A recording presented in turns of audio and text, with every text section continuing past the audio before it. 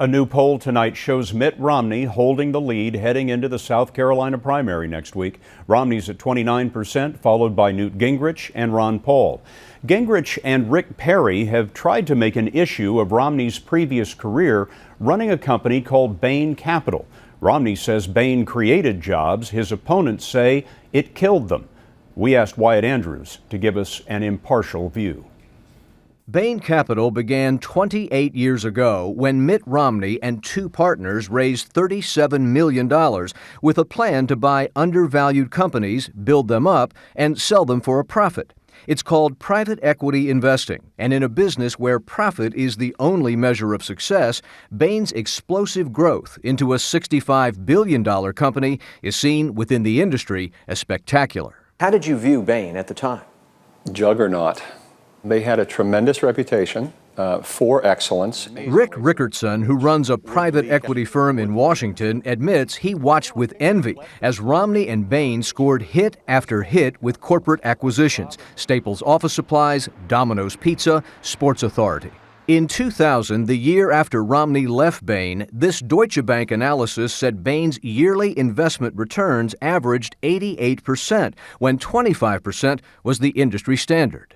I would go and watch Mitt Romney give presentations to the private equity community about what Bain was doing. Absolutely, he was a superstar. He was a superstar. Absolutely. Romney's experience at Bain is at the core of his argument to be president. He claims it led to his understanding of business and earns him credit for the jobs his investments created. Staples alone grew from a single store to a chain of more than 2,000 stores and 89,000 workers. We started a number of businesses, invested in many others, and that overall created tens of thousands of jobs. So I'm pretty proud of that record. But there were also times Bain did not pick winners. On Romney's watch, Bain managed the slow decline of the GS Industries steel mill in Kansas City. 2 years after Romney left Bain, GS declared bankruptcy.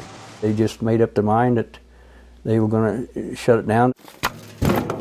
In the aftermath, 750 workers like Steve Morrow lost their jobs and health insurance as Bain walked away with a $34 million profit. I just don't see him as a job creator, and it kind of irks me to think that he's profiling himself that way. Bain Capital, in a statement, said it tried to save the steel mill, that $100 million was invested to turn it around and upgrade its facilities, but it failed when the industry was swamped by cheap steel imports. Bad luck, not bad intentions, is also how Romney defends decisions that led to layoffs. In the real world, some things don't make it, and I believe I've learned from my successes and my failures. Romney retired from Bain almost 13 years ago in order to manage the Salt Lake Olympics. Bain is still a major player in the world of private equity, and Romney's record there, when Republicans are finished debating it, is already being studied and targeted by the campaign of President Obama.